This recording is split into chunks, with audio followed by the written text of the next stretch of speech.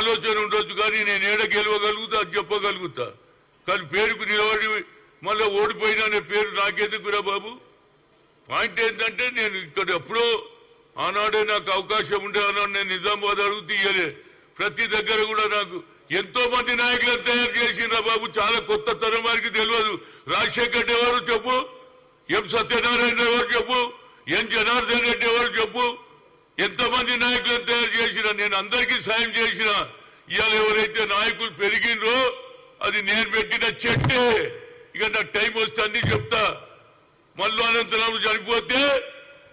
ఆ తర్వాత అందరికీ సాయం చేసిన వాళ్ళ కుటుంబానికి అదేవిధంగా ప్రతి ఒక్కరు కూడా ఇవాళ చిన్నారెడ్డి పదవిలో వచ్చి నాకు సంతోషం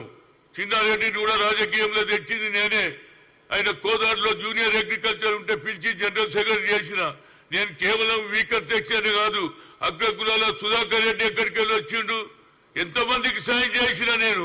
ఇవాళ అందరికి గుర్తింపు లేదు నేను కేవలం ఆనాడు నాకు 1990లో ముఖ్యమంత్రి పదవి వచ్చింది దగ్గరికి రాజీవ్ గాంధీ పంపిస్తే అప్పుడు నా ఏజ్ 41 ఇంత చిన్న వయసు ఉందని చిదంబరం చెప్పి ఇంకా ఫ్యూచర్ ఉందన్నారు ఇప్పుడేమో పెరిగే లోపలేమో కిందికి చూస్తారు కింద ఉన్నప్పుడే మీదికి చూస్తారు ఇది ఎక్కడ పంచాయితే బాబు నేను ఎందుకు కోరుకుంటున్నా అంటే పార్టీ ఇంట్రెస్ట్ లా కడుపు కోసుకుంటే పేగురు బయట పడితే